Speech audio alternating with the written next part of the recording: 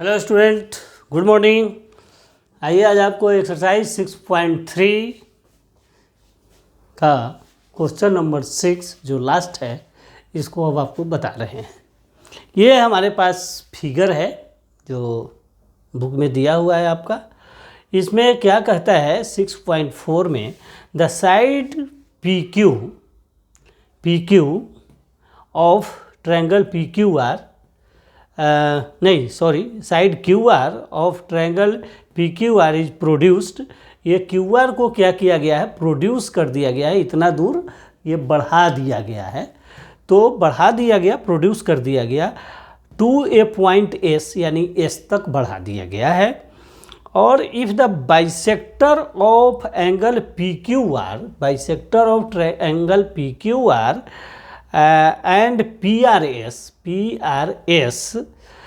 Meet at the point T, दोनों का bisector देखिए, इसका बाइसेक्टर यह है, इसका बाइसेक्टर यह है और इसका बाइसेक्टर यह है। ये दोनों यहाँ आके पॉइंट T पर मिलता है, T पर मिलता है। तो देन प्रूव करना है हमको कि QTR, एंगल QTR, यह एंगल QTR जो है वह आधा होगा, यह हाफ है इसके QPR के, इसके हाफ होंगे। चलिए क्वेश्चन को आप भी एक बार रीड कर लीजिएगा, अच्छा से समझ में आएगा। चलिए आपको अब बात समझाते हैं।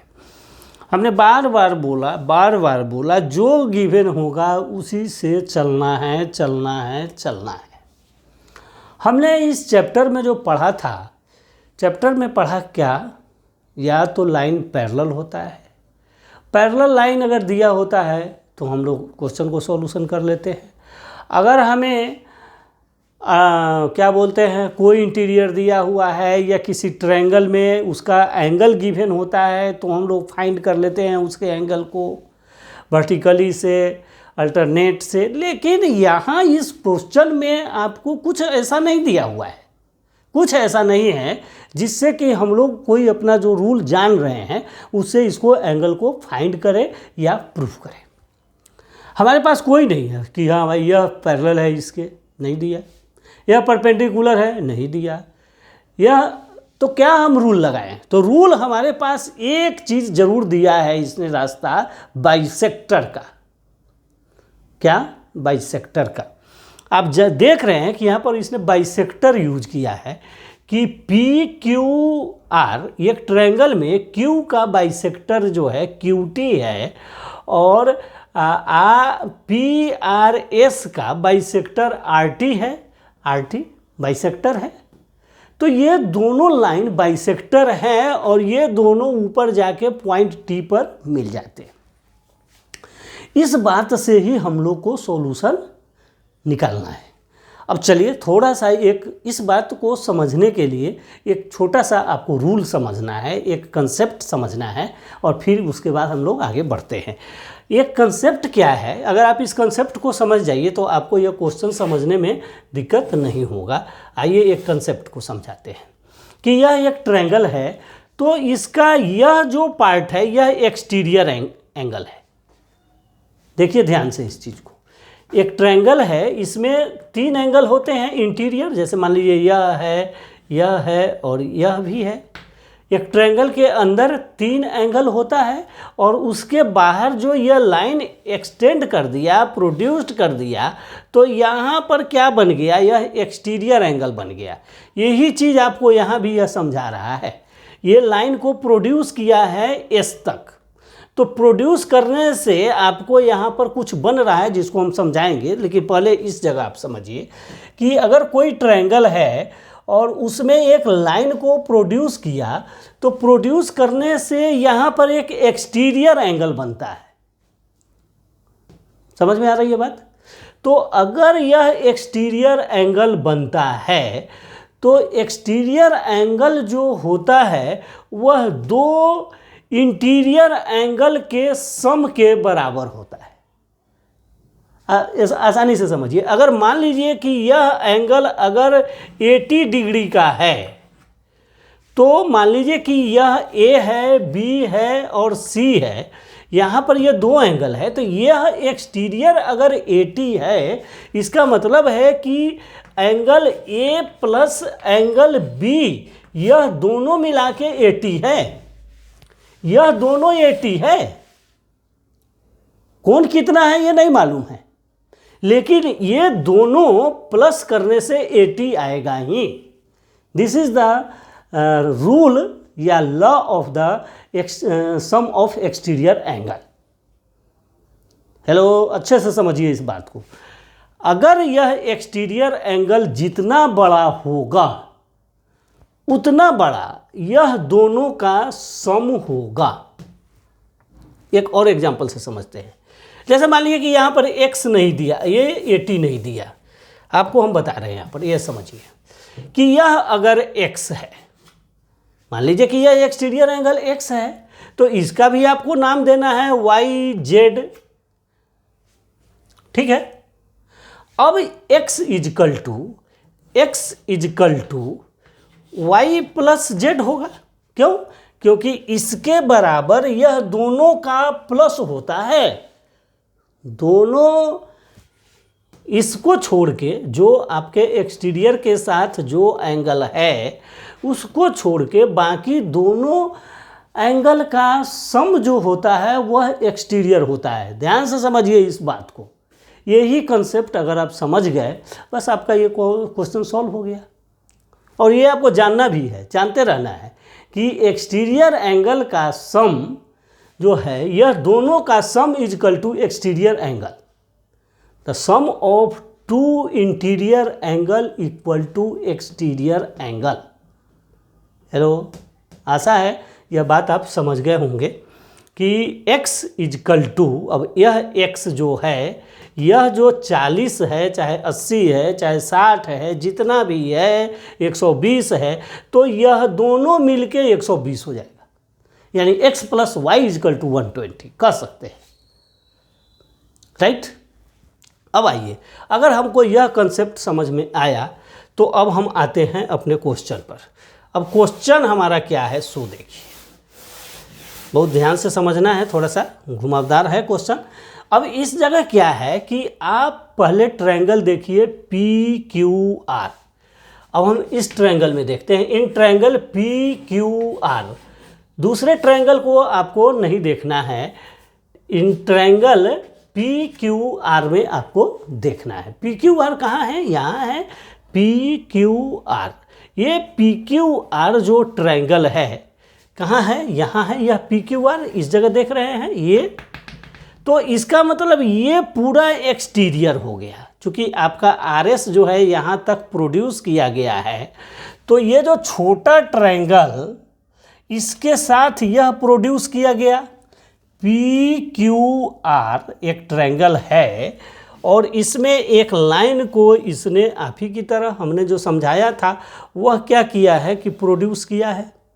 तो यह जो प्रोड्यूस किया यह एक्सटीरियर एंगल हो गया। तो एक्सटीरियर एंगल को अगर आपने इसको पूरा को लेट कर लिया कि यह पूरा एक्सटीरियर अगर x है तो x है, और इस एंगल को अगर आपने y लेट कर लिया तो अब x equal to angle y plus angle p। नहीं लिख सकते हैं? लिख सकते हैं। तो हम इन ट्रायंगल PQR में क्या लिख रहे हैं? x इजकल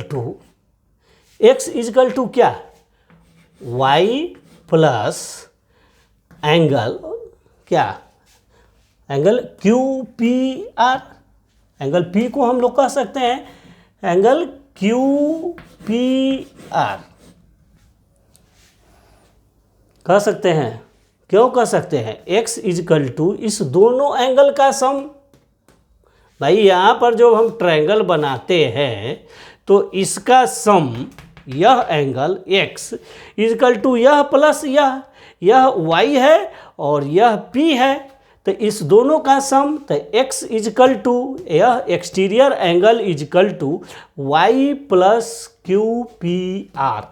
QPR या P आप बोलिए, P इज द QPR है।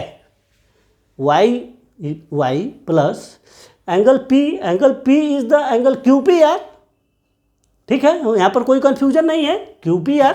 अब चलिए, अब जब हम इसको लिख दिया, दोनों एंगल बराबर है, x के बराबर है यह, तो बराबर है क्यों रीजन देना पड़ेगा, सीधे आप लिख नहीं दीजिएगा कि यह एंगल इजकल टू यह एंगल, यह एंगल इजकल टू यह एंगल आप बोल नहीं सकते हैं।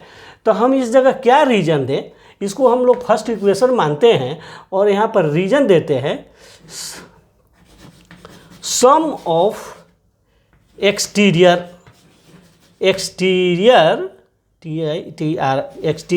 एंगल, ये भी आप रीजन लिख दीजिएगा, इससे भी काम हमारा चलता है कि सम ऑफ एक्सटीरियर एंगल ऐसा रूल बताता है कि उसके एक्सटीरियर इजकल टू उसके दोनों अंदर के इंटीरियर एंगल के सम के बराबर होता है।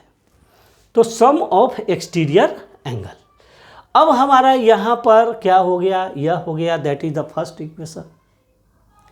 अब चलिए दूसरे ट्रायंगल में आते हैं। फिर हम बोल रहे हैं इन ट्रायंगल, आपको दो ट्रायंगल दिया है इसमें, QTR, ध्यान से देखिए, QTR, इन ट्रायंगल QTR में अब आप देखिए, ये देखो, ये जो QTR है, QTR, यहाँ पर यह ट्रायंगल बन रहा है, तो ये इतना ही पार्ट इसका इतना ही पार्ट जो है x बनता है, x बनता है। इस छोटे वाले ट्रायंगल के लिए पूरा x बना था, लेकिन जो QTR जो है ये छोटा ट्रायंगल है, ध्यान से देखिए, सिर्फ अब बड़े ट्रायंगल को भूल जाइए, अब QTR को देखिए। तो QTR जो बन रहा है, यह QTR क्या बन रहा है, यह इतना दूर एक्सटीरियर एंगल बन रहा है, इतना ही दूर। इतना दूर का मतलब है कि इतना क्या है, यह x/2 है और यह भी छोटा x/2 है, और यहाँ भी यह y/2 है और यह भी y/2 है, तभी यह पूरा y है और तभी यह पूरा x है। यानी यह पूरा एंगल अगर x है तो इतना पार्ट आधा है, क्यों, क्योंकि RT जो है एक बाइसेक्टर है जो इस ट्रायंगल, इस एंगल को दो इक्वल पार्ट में डिवाइड कर रहा है, दो इक्वल पार्ट में डिवाइड कर रहा है।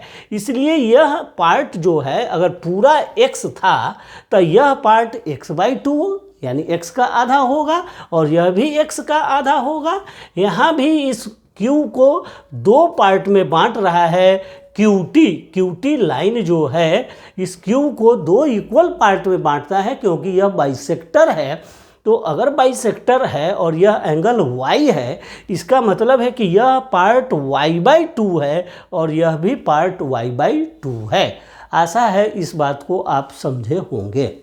अगर यह y/2 है तो अब आप इसको क्या लिखिएगा, x/2 एक्सटीरियर है, एक्सटीरियर x/2 इक्वल टू क्या, यह ट्रायंगल में आपको देखना है, इस ट्रायंगल में देखना है, x/2 इजकल टू, इसका तो y/2 हो जाएगा, यह तो y/2 है, यह एंगल, यह इतना ही दूर तो है, इस ट्रायंगल का एंगल यही है y/2। अब प्लस क्या, यह t, तो t is the QTR plus angle QTR, या सीधा t लिखिए, जो मन में आता है वो लिख सकते हैं। तो यह QTR, यह दोनों इक्वल है, क्यों इक्वल है, सम ऑफ एक्सटीरियर एंगल, यही रीजन को आपको लिखना है। हेलो, यह इजकल टू यह आप क्यों लिख रहे हैं, क्योंकि हमें यह रूल पता है कि एक ट्रायंगल का जो एक्सटीरियर एंगल होता है वह इस दोनों के सम के बराबर है। बार बार इस बात को ध्यान रखना है। तो इसलिए यह जो x/2 है, यह पार्ट जो एक्सटीरियर है इस ट्रायंगल के लिए, ये छोटे वाले ट्रायंगल के लिए इतना ही तो एक्सटीरियर है और इतना तो x/2 ही होगा, x/2 ही होगा, x नहीं हो सकता, पूरा x है।